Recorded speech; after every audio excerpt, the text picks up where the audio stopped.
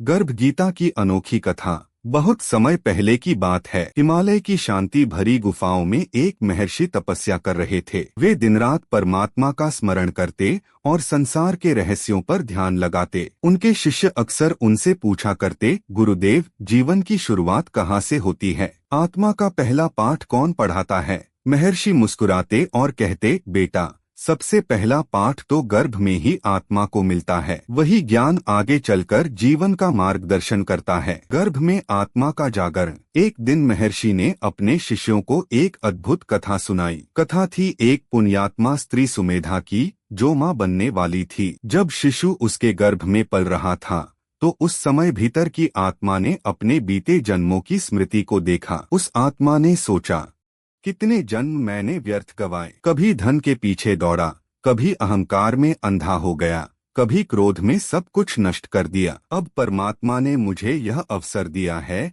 कि मैं फिर से जन्म लेकर सत्य और धर्म का मार्ग चुनूं। यही विचार आत्मा की प्रार्थना बन गए और वही प्रार्थना बाद में गर्भ गीता कहलाई। आत्मा की प्रार्थना।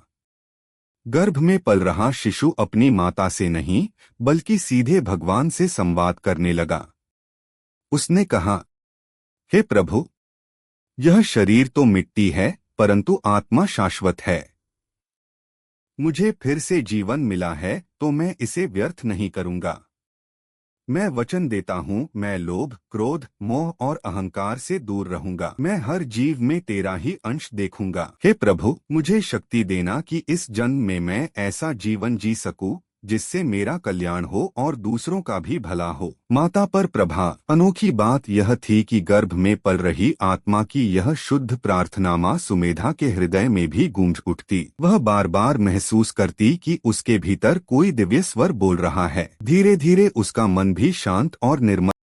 उसका चेहरा तेज से दमकने लगा और आसपास के लोग आश्चर्य करते कि यह साधारण स्त्री अचानक इतनी संतुष्ट और सुखी कैसे हो गई।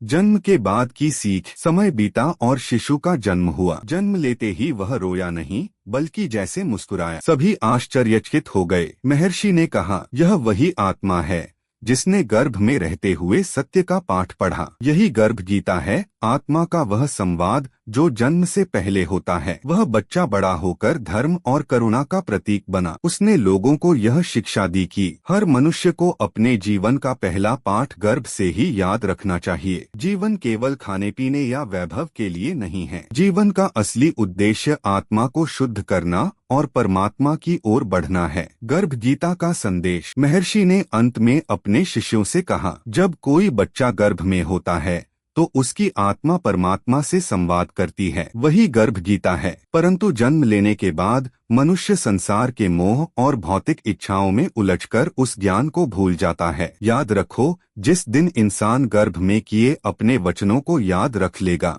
उसी दिन उसके सारे दुख समाप्त हो जाएंगे। निष्कर्ष, गर्भ गीता हमें यह सिखाती है कि आत्मा शाश्वत है। हर जन्म एक अवसर है, इसे व्यर्थ न करें। सच्चा सुख धर्म, प्रेम और सेवा में है। अपने भीतर की आवाज सुनो, वही परमात्मा की वाणी है। और ऐसी कथा सुनाने के लिए हमारे चैनल को लाइक और सब्सक्राइब जरूर करें।